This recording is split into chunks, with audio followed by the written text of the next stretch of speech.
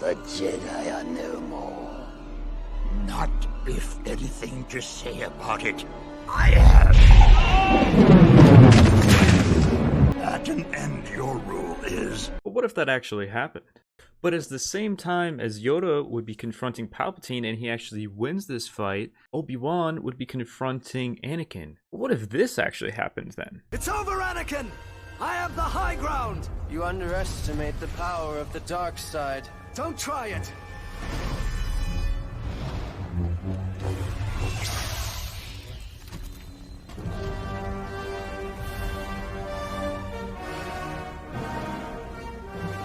So, in this scenario, Yoda has successfully defeated the Emperor, Palpatine, but Anakin has defeated his old master, and Obi-Wan has failed. Now, this fanfiction would leave for some pretty crazy scenarios in the Star Wars universe, and we're going to start exploring that in this video. So we're going to start off leaving where Obi-Wan has just been killed, and Yoda has just defeated Palpatine. So, let's hop right into it. With his old master now gone, any piece of resemblance left of him holding onto the light side have been gone, as Anakin has fully embraced the dark side. Unbeknownst to Anakin, he doesn't know that Palpatine has just been defeated by Yoda, leaving him as the mantle and the Dark Lord of the Sith. The first thing Anakin does is rushes back to his wife to check on Padme and to make sure that she is still alive. This time, she does survive. She instead has the will to live this time, feeling her husband's presence. And Palpatine is no longer around to influence his presence. Now, after making sure that Padme was for sure alright, he would direct her to go to her ship and wait for him,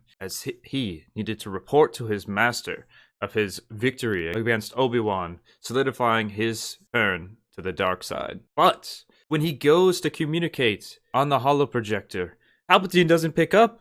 He looks into it further to see on the clones that Palpatine has been vanquished.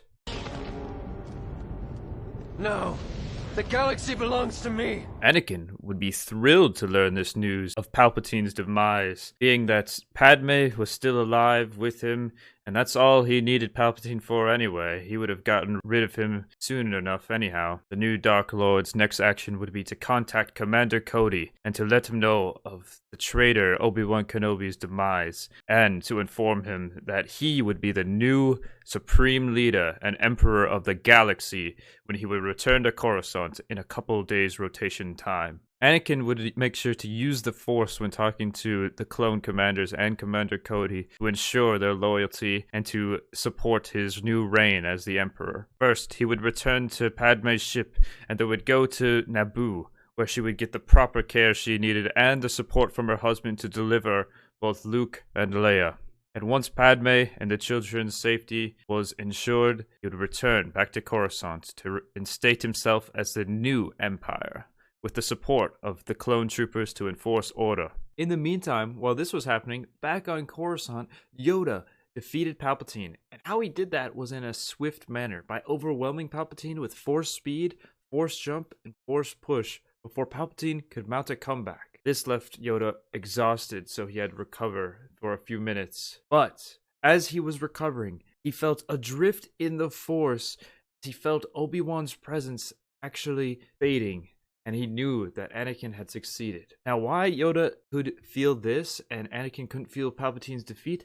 Anakin was so focused on Padme as soon as Obi-Wan was defeated. That was the only thing he was worried about, so he didn't realize that right away. But in Yoda's case, he knew that for them to succeed, they needed to both win and destroy the Sith. We must. Needed to happen. And he felt Obi-Wan's presence dissipate, and he knew he would have to take action. Now, as soon as Yoda knew what was going on, he found Emperor Palpatine's master communications device and started listening in, and eventually found the conversation where Anakin was talking to the various clone commanders and letting him know that he would return in 2 days' time at Coruscant to give a hearing in the Great Senate Room. Yoda would be ready. After discovering this information, Yoda would gather what else he could from the Emperor's old office and make his escape, as there was still too much Imperial presence in the area for him to handle, even with the Emperor gone. He would reconvene and meet up with Senator Bail Organa, where they would plan their next action on how to defeat the Sith that remained in Darth Vader. Meanwhile, on planet Naboo, Anakin was saying his goodbyes to Padme and his newborn children as he needed to do one more thing to secure his empire. And so, after kissing Padme one more time, he got into a starship and headed back to Coruscant. On Coruscant, he was greeted with Mas Amedda, who Anakin could sense was still loyal to Emperor Palpatine deep down, and knew he needed to get rid of him. As soon as they were in closed doors, he ignited his lightsaber and stabbed it through the chest of Mas Amedda. He then would track down Sly Moore, another one of Palpatine's loyalists, kill her as well. After dispatching of anyone Anakin deemed to be, for lack of a better word, unfit in his new empire, he went to seek out the 501st, which was still his favorite clone entourage, and to discuss with them a mission he had for them to do and his plans for his inauguration as the emperor. He would have them stationed outside of the Senate building as security outside the building to ensure that everything would run smoothly to help instill him as the new emperor. After talking with 501st leader Commander Appo reported on the incidents with Captain Rex's betrayal and Ahsoka Tano helping him and them escaping. Now this news was troubling to Anakin, but he couldn't deal with it at the current moment as he had a big day ahead of him and needed to be fully focused on that. But Ahsoka Tano, former Padawan, would pay in full, just in a later date. So too would his former friend Captain Rex pay, all in due time. It was midday when Anakin prepared himself in the lower level of the Great Senate building. Clone commanders supporting him, preparing him to be brought up into the middle of the Great Chamber to give his inaugural speech as the new emperor.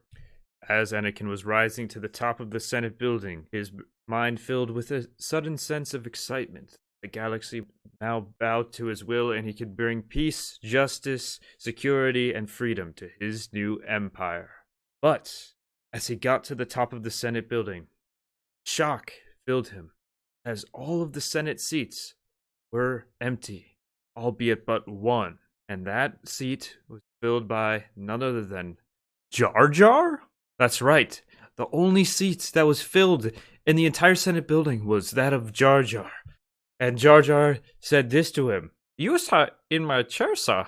Me sir kill sir all your clone troopers, sir. Me sir want to fight you." And that is where we're gonna leave off. What happened to Yoda and Bail Organa? What will Darth Jar Jar do? What will Anakin do? Find out in the next episode. So like and subscribe for the next part, and let me know what you think is gonna happen in the comments. Peace out, everyone.